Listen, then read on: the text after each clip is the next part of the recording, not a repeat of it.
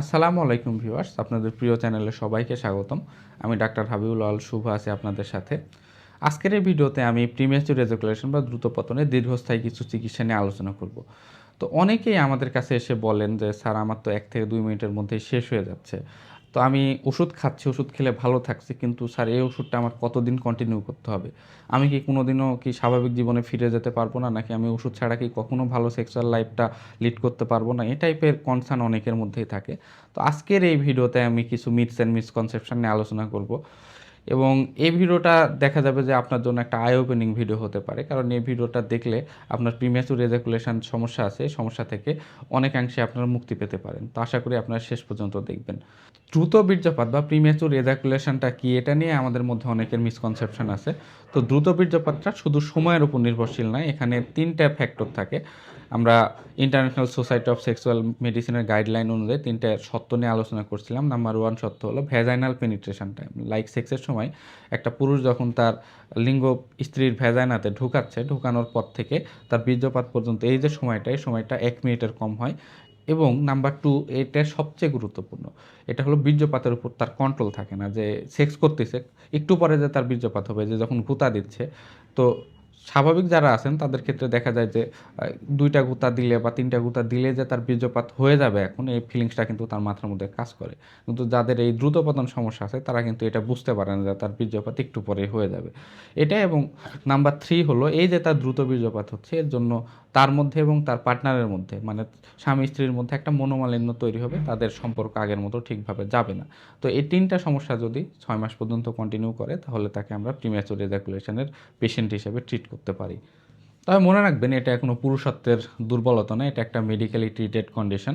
আমরা proper medical help নিলে কিন্তু অনেকাংশে এর থেকে মুক্তি পেতে পারি। বাংলাদেশের ক্ষেত্রে দেখা যায় যে 25 থেকে 30%, এক্স্যাক্ট ফিগার 26.4% পুরুষ কিন্তু এই দ্রুত পতন বা প্রিম্যাচুর এজাকুলেশন জনিত সমস্যায় জীবনের কোনো অংশে ভোগেন। তো সংখ্যাটা কিন্তু খুব বেশি, প্রতি 4 জনের মধ্যে 1 জন। আর গ্রামে তো দেখা যায় যে তারা ওই গ্রামের লোকাল ফার্মাসির দোকান থেকে মুড়ি মুড়কির মতো সেক্সের টাইমিং বাড়ানোর ওষুধ খেয়ে থাকেন। এই ওষুধগুলো খেলে কিন্তু সমস্যা অনেক ক্ষেত্রে আরও বাড়তে পারে। এছাড়া লজ্জা, ভয়, সংকোচের জন্য এই ব্যাপারগুলো অনেকেই আলোচনা করতে চায় না ওপেনলি। আর বাংলাদেশের সামাজিক প্রেক্ষাপটে সেক্সুয়াল সমস্যা নিয়ে আলোচনা করা কিন্তু একটা সামাজিকভাবে ট্যাবু হিসেবে চিন্তা করা হয়। অধিকাংশ লোকজনই এই ব্যাপারগুলো এড়িয়ে চলতে চায়, এই ব্যাপারগুলো ওপেনলি ডিসকাস করতে চায় না। এর ফলে দেখা যায় যে সমস্যা হলেও ডাক্তারের কাছে যাওয়াকে এড়িয়ে চলে। ওই যে হাটের যে লোকাল ক্যানভাসার আছে, ক্যানভাসার থেকে বিভিন্ন ধরনের আজগুবি ওষুধ খায়, ওষুধ খেয়ে দেখা যাচ্ছে সমস্যা তার আরও বেড়ে যায় এবং বাড়তে বাড়তে এমন পর্যায়ে এসে ডাক্তারের কাছে আসে, তখন দেখা যায় যে সমস্যার সমাধান করাটা ডাক্তারের পক্ষে অসম্ভব হয় না। তাহলে এখানে মেজর কোশ্চেন হলো স্থায়ী কোনো সমাধান আছে কিনা? হ্যাঁ, অবশ্যই আছে, কিন্তু এটা দীর্ঘমেয়াদী একটা প্রক্রিয়া। এটার সাথে, সাথে এই টাইপের সমাধান হয় না। লাইক ওই যে আপনারা অনেক ক্যানভাসিং এ দেখছেন যে ৭ দিনের মধ্যে দ্রুত পতন শেষ করে ফেলুন, বা ওই ৩০ দিনের মধ্যে সংসার না ভেঙে খাট ভেঙে ফেলুন। এই টাইপের সমাধান কিন্তু এটা না। এটা কিন্তু একটা লং প্রসেস এবং লং প্রসেসের মধ্যে দিয়ে গেলে কিন্তু অনেকাংশে সমাধান পাওয়া যায়। তো সবচেয়ে বড় প্রবলেম হলো যে অনেকেই শুরু করে, এই প্রসেসটা শুরু করে, কিন্তু দেখা যায় যে ২ থেকে ৩ সপ্তাহ পরে অধিকাংশ জনই এই টেকনিকগুলো ছেড়ে দেয়। ছেড়ে দেওয়ার ফলে দেখা যায় যে সে সারা জীবনের কখনোই সমস্যা থেকে মুক্তি পায় না।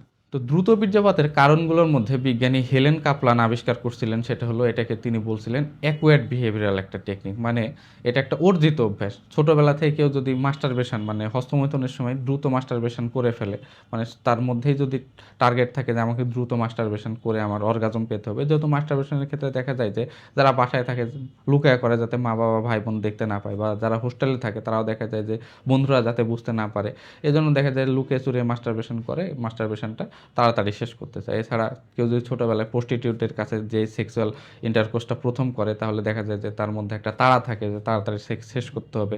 এছাড়া যে কোনো ব্যাপার যে সেক্সুয়াল লাইফের প্রথম দিকে প্র্যাকটিস করছে, যার ফলে সে সেক্সটাকে তাড়াতাড়ি শেষ করে ফেলছে। এক্ষেত্রে দেখা যায় যে তার ব্রেনের মধ্যে সেক্সের একটা ইমেজ তৈরি হয় এবং সেক্সের ইমেজে দেখা যায় যে তাকে তাড়াতাড়ি শেষ করতে হবে। এই অর্জিত বিহেভিয়ার থেকেই কিন্তু দেখা যাচ্ছে তার পরবর্তী সেক্সুয়াল ইন্টারকোর্সটাও তাড়াতাড়ি শেষ হয়ে যাচ্ছে, যার ফলে দ্রুত পতন হচ্ছে। এছাড়া আধুনিক মেডিকেল গবেষণায় দেখা যাচ্ছে যে প্রিম্যাচুর রেজিকুলেশন বা দ্রুত পতনের কারণগুলোর মধ্যে অধিকাংশ কারণই অর্গানিক কজ, যেটাকে মানসিক কারণ বলা হয়। সবচেয়ে গুরুত্বপূর্ণ কারণ, যেটা নতুন বিবাহিত পুরুষদের ক্ষেত্রে এবং অথবা যারা নতুন রিলেশনশিপে আছেন বা নতুন পার্টনারের কাছে যাচ্ছেন, তাদের ক্ষেত্রে সবচেয়ে বেশি হয়, সেটা হলো পারফরমেন্স অ্যাংজাইটি। তো পারফরমেন্স অ্যাংজাইটি কিছুই না, এটা জাস্ট একটা ভয়।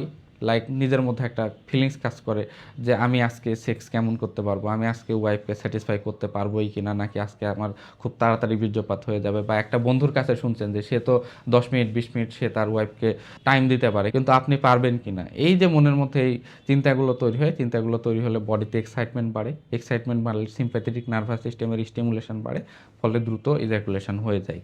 যারা রিজিড রিলিজিয়াস পরিবেশে বড় হয় তাদের ক্ষেত্রে দেখা যায় তার মধ্যে গিল্ট বা অপরাধবোধ ফিলিংস বেশি কাজ করে, সেক্ষেত্রে দেখা যায় তার দ্রুত পতন হতে পারে। অতিরিক্ত পর্নোগ্রাফি দেখার ফলে আমাদের ব্রেনের মধ্যে একটা অল্টার ফ্যান্টাসি সেন্টার তৈরি হয়। তো ব্রেন চিন্তা করে যে না, পর্নোগ্রাফির মতো 2 থেকে 3 ঘন্টায় হয়তো সেক্স করতে হবে, তো পারফরমেন্স যদি একটু কমে যায় তাহলে মনের মধ্যে একটা হতাশা কাজ করে, এর জন্য দেখা যাচ্ছে সেক্সুয়াল পারফরমেন্স খারাপ হতে পারে। বা দ্রুত শেষ করার অভ্যাস, মোদ্দা কথা ওই যে আমরা বললাম যে অ্যাকোয়ার্ড বিহেভিয়ার যেটা আছে, সেই অ্যাকোয়ার্ড বিহেভিয়ার যদি ছোটোবেলা থেকে কারো যদি দ্রুত শেষ করার অভ্যাস হয়ে যায় তাহলে কিন্তু তার দ্রুত পতন হতে পারে। এছাড়া মাস্টারবেশনের ভুল টেকনিকটাও কিন্তু অনেকাংশে দায়ী। এছাড়া কিছু শারীরিক কারণও আছে। ফিজিক্যাল কজের মধ্যে গুরুত্বপূর্ণ কজ হলো থাইরয়েড হরমোনের সমস্যা। কারো যদি থাইরয়েড হরমোন বেড়ে যায়, মানে হাইপার থাইরয়েডিজম যদি কারো হয়, সেক্ষেত্রে দেখা যায় যে শরীরের প্রত্যেক বিপাকীয়ার হার বেড়ে যায়, প্রত্যেকটা রিফ্লেক্সের টাইমটা কমে আসে, এর ফলে ইজ্যাকুলেশন রিফ্লেক্স মানে বীর্যপাতটাও খুব কম সময়ের মধ্যে হয়ে যায়।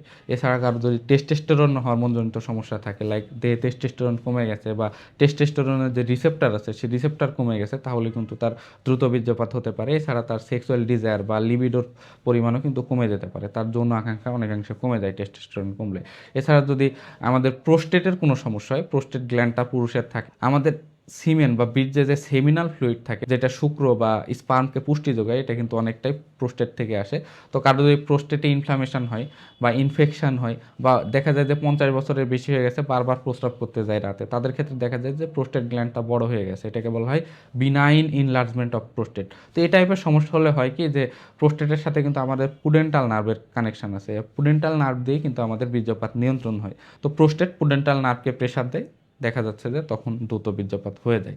এছাড়া আমাদের প্রজনন অঙ্গের অন্যান্য যে কোনো জায়গায় প্রদাহ, ইনফেকশন বা যে কোনো সেক্সুয়াল ট্রান্সমিটেড ডিজিজ হলেও কিন্তু দ্রুত বীর্যপাত হতে পারে। এছাড়া আরেকটা গুরুত্বপূর্ণ কজ আছে, যেটা দেখা যায় যে অনেক তরুণ বয়সের লোকজন এসে আমাদের কাছে বলে যে স্যার, আমার পেনিসের সামনের অংশটা বেশি সেন্সিটিভ, যখনই পার্টনারের ভেজাইনাতে ঢুকাতে যায় খুব দ্রুত সময়ের মধ্যে বীর্যপাত হয়ে যায়। তো পেনিসের হাইপার সেন্সিটিভিটিটাও কিন্তু অনেকাংশে দ্রুত বীর্যপাতের জন্য কারণ হয়ে দেখা দেয়। তাহলে স্থায়ী সমাধান কি সম্ভব? অবশ্যই সম্ভব, যেহেতু এটা একটা অ্যাকোয়ার্ড বিহেভিয়ারাল একটা কন্ডিশন, তাহলে এজন্য আমাদের বিহেভিয়ারকে পরিবর্তন করতে হবে, আমাদের ব্রেনটাকে রিট্রেনিং করতে হবে। এজন্য সবচেয়ে গুরুত্বপূর্ণ ব্যাপার হলো কগনিটিভ বিহেভিয়ারাল থেরাপি নেওয়া, সেক্স এডুকেশনটাকে ঠিক করা। এছাড়া সেক্সের ক্ষেত্রে দেখা যায় যে আমরা কিছু টেকনিক ফলো করতে পারি, লাইক স্টার্ট অফ টেকনিক, মানে যখন ভেজাইনাতে ঢুকানোর পর স্ট্রাইক করতেছেন, মানে থ্রাস্টিং দিচ্ছেন, গোতা দিচ্ছেন, তখন যখনই মনে হবে যে আমার বীর্যপাত হয়ে যাবে, তখন পেনিসটাকে বের করে আনেন, বের করে এনে আপনি ডিপ ব্রিদিং নিন, একটু রিল্যাক্স হয়ে নিন, রিল্যাক্স হয়ে আবার শুরু করেন।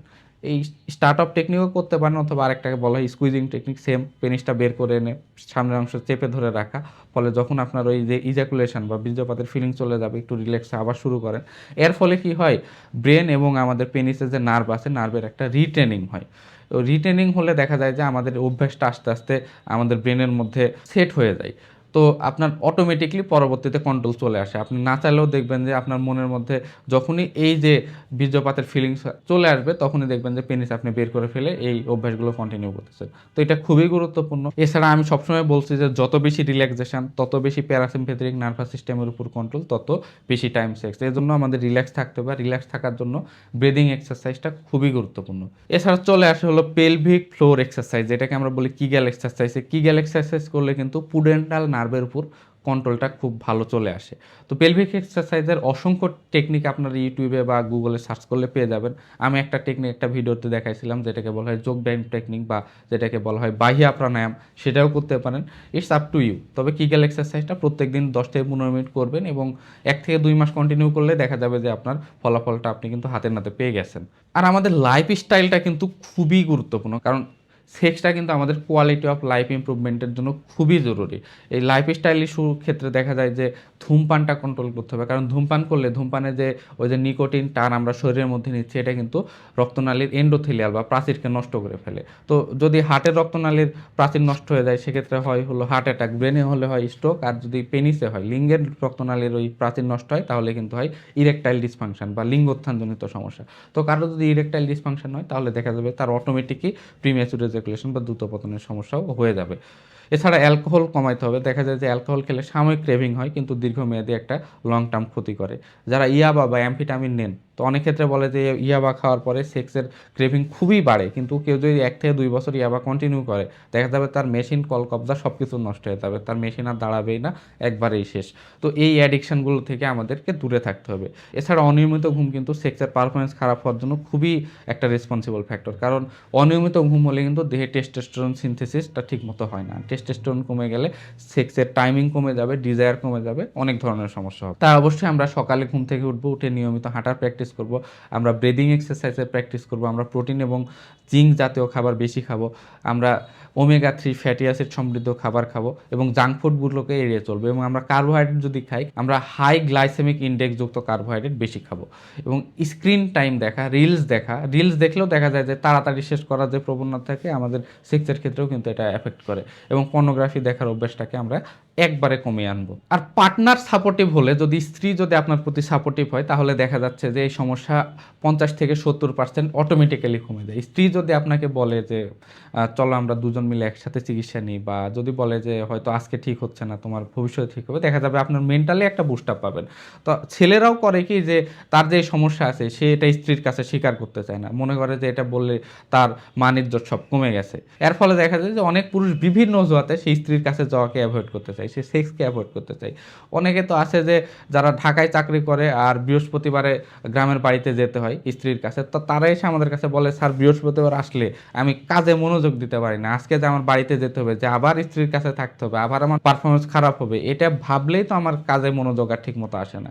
তো এই যে স্ত্রীর কাছে খোলামেলা কথা না বলা, এটা কিন্তু সেক্সের সমস্যার অন্যতম একটা কারণ। তাই যে কোনো সেক্সুয়াল সমস্যার ক্ষেত্রে স্ত্রীর সাপোর্টিভ রোল খুবই জরুরি। প্রয়োজনে আমরা কাপল থেরাপিস্টের কাছে যাব স্ত্রীকে সাথে নিয়ে, তাহলে দেখা যাবে স্বামী স্ত্রী একসাথে গেলে আমাদেরকে কাপল থেরাপিস্ট কিছু টেস্ট দিবে, কিছু কাজ করতে বলবে, কাজগুলো যদি একসাথে করা হয় দেখা যাবে যে সেক্সের ক্ষেত্রে অনেকটা ইম্প্রুভমেন্ট হবে। কারণ এই সেক্সুয়াল সমস্যা তো শুধুমাত্র আমার একার সমস্যা না, এটা স্বামী স্ত্রী দুজনের দম্পতির সমস্যা, এই ব্যাপারটা আমরা একটু মাথায় রাখবো। এছাড়া আমরা প্রয়োজনে সেক্সোলজি ডাক্তারের কাছে যাব, যে দেখা যাচ্ছে যাদের এই পেনিসের সেন্সিটিভিটি বেশি থাকে তাদের ক্ষেত্রে দেখা যায় যে ডিলে করার স্প্রে, জেল বা ক্রিম দেয়, বা ডিলে কন্ডম দেয়। আর এছাড়া অন্যান্য ওষুধগুলোর মধ্যে অন্যতম হলো SSRI জাতীয় ওষুধ, মানে সেরোটোনিন স্পেসিফিক রিঅ্যাপটেক ইনহিবিটর। এই ওষুধগুলোর মধ্যে আমরা ড্যাপোক্সিটিনটা বেশি প্রেফার করি। এর সাথে আমরা ড্যাপোক্সিটিনের সাথে যাতে সেক্সুয়াল কনফিডেন্স বাড়ে, এর জন্য আমরা ভায়াগ্রা একসাথে প্রিসক্রাইব করে থাকি। তো ওষুধ অবশ্যই ডাক্তারের পরামর্শ অনুযায়ী খেতে হবে। লোকাল ফার্মাসিতে গিয়ে মুড়ি মুরগির মতো কোনো ওষুধ সেবন করা যাবে না, বা হকারের ক্যানভাসিং দেখেও বা ফেসবুকের বিজ্ঞাপন দেখেও আজগুবি ওষুধ সেবন করা থেকে আমরা বিরত থাকবো। কিছু ব্যাপারকে অবশ্যই এড়িয়ে চলবেন, লাইক কলকাতা হারবালের 6 মাসের প্যাকেজ, বা 7 দিনের দ্রুত পতন সমস্যাকে এড়িয়ে চলুন এই টাইপের বিজ্ঞাপন, বা 30 দিনের মধ্যে সংসার না ভেঙে খাট ভাঙুন, পর্নোগ্রাফি দেখা, এই ব্যাপারগুলো থেকে এড়িয়ে চলবেন। তাহলে দেখা যাবে যে আপনার পারফরমেন্সটা আগের চেয়ে একটু হলে ইম্প্রুভমেন্ট হয়েছে। তো অনেকেই দেখা যায় যে এই ট্রিটমেন্টগুলো শুরু করে, এই টেকনিকগুলো শুরু করে, কিন্তু এই 2 থেকে 3 সপ্তাহ পরে এসেই তারা মাঝপথে এই ট্রিটমেন্ট এবং টেকনিকগুলোকে ছেড়ে দেয়, যেহেতু একটা লং টাইম প্রসেস। প্রথম দিকে দেখা যায় সে হয়তো কাঙ্ক্ষিত ফলাফল পাচ্ছে না, এজন্য সে কন্টিনিউ করতে চায় না।